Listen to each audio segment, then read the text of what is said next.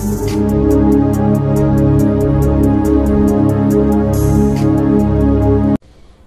ప్రభువును మన రక్షకుడు అయిన యేసుక్రీస్తు నామమున అందరికి వందనాలండి.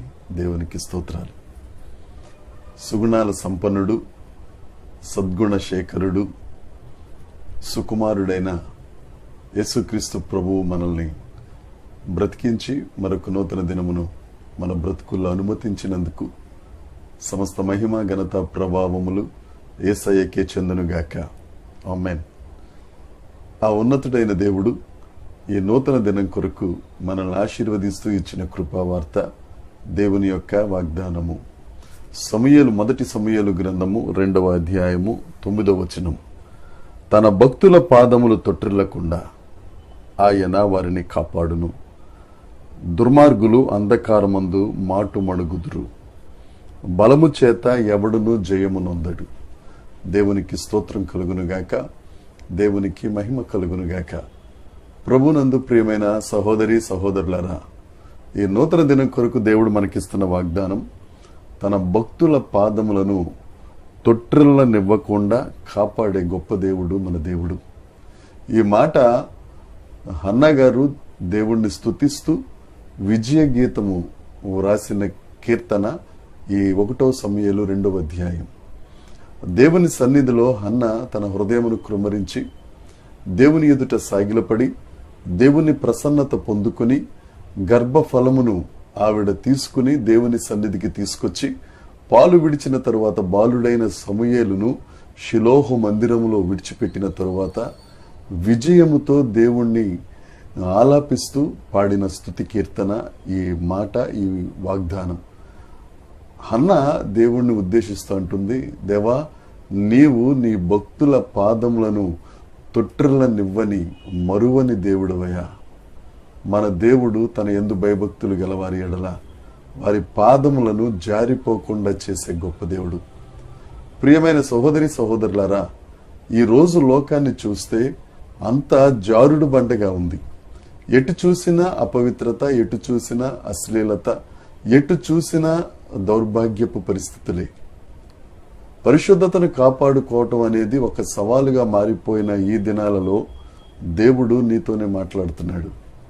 ఎక్కడ నీ పాదం తొట్టిల్లిపోయిందని నలిగిపోతున్నావో, ఎక్కడ కాలు జారిపోతుందని అణగారిపోతున్నావో దేవుడు నీతోనే సంభాషిస్తున్నాడు. ఆయన తన భక్తుల పాదములు తొట్టిల్లనీయక సమభూమిలో నిలుపగలిగిన సమర్థుడైన దేవుడు యేసుక్రీస్తు ప్రభు. అందుకే ఆయన పేతురైన తన సేవకుణ్ణి తన చాటున మరుగుపరుచుకుని చెప్పిన మాట, నేను పరిశుద్ధుడని గనుక మీరు కూడా పరిశుద్ధుడిగా ఉండండి. ఆయన పరిశుద్ధుడైన దేవుడు. ఆయన చెంతకెళ్తే, ఆయన భక్తులుగా మనం మారితే, ఆయనను సేవించేవారిగా, ఆయనను పూజించేవారిగా మనం మారితే, మన పాదాలు ఏ పరిస్థితిలోనూ ఇరుకున పడకుండా, మన పాదాలు జారిపోకుండా, మనము ఆ పాపపు కోపములోనికి వెళ్ళిపోకుండా మనల్ని తన దక్షిణ హస్తంతో ఆదుకుని తొట్టిల్లనివ్వని బండ మీద నిలిపే గొప్ప దేవుడు యేసుక్రీస్తు ప్రభు. ఎందుకంటే ఆ బండ క్రీస్తే గనుక.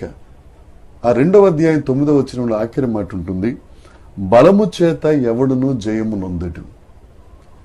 అంగబలం ఉండొచ్చు, అర్ధబలం ఉండొచ్చు, ఆర్థిక బలం ఉండొచ్చు, ఎన్ని బలాలున్నా ఒక మనిషిని రక్షించడం అనేది జరిగే పని కాదు.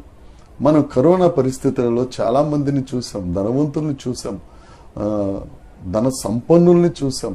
వారందరూ ప్రాణాలు పోగొట్టుకుని విగత జీవులుగా ఇప్పుడు భూమిలో కలిసిపోయి ఉన్నారు.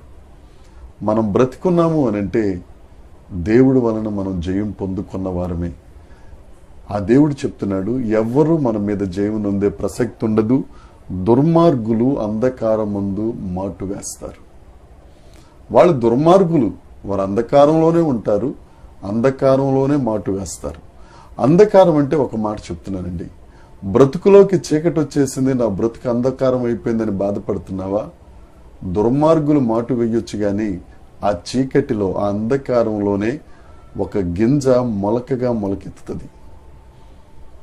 దేవుణ్ణి బట్టి నీవు ఉజ్జీవింపజేయబడు. దేవుణ్ణి బట్టి నిన్ను నువ్వు ఎంకరేజ్ చేసుకో. నీ బ్రతుకులో చీకటి దినాలు, నీ బ్రతుకులో అంధకారపు దినాలు వచ్చినాయి అనుకో. నీవు మొలకెత్తుతున్నావు అని అర్థం. ఎవరు నీ మీద జయమునందకుండా ఆయన చేస్తారు. నీ పాదం తొట్టిల్లనివ్వక దేవుడు సమభూమిలో నిలుపుతాడు. ఈ దినమంతట్లో ఈ వాగ్దానాన్ని స్వతంత్రించుకో. దేవుడు నీ పక్షాన్నే ఉన్నాడు. తొట్టిల్లిపోకుండా ఆయన దక్షిణ హస్తం నిన్ను ఆదుకుంటుంది. అంధకారంలో దుర్మార్గులు ఏమైనా మాట్లాడుకొని నువ్వు మాత్రం అక్కడ అభివృద్ధి పొందుతావు. ఎవడు నీ మీద విజయం సాధించకుండా విజయశీలుడైన దేవుడు నీ కుడి ప్రక్క నుండి నిన్ను విజయ పదములో నడిపించునుగాక, ప్రగతి పదములో నడిపించునుగాక. దేవుడు నిన్ను దీవించునుగాక. దేవుని కృప మనందరికీ తోడై ఉండునుగాక. ఆమేన్, ఆమేన్, ఆమేన్.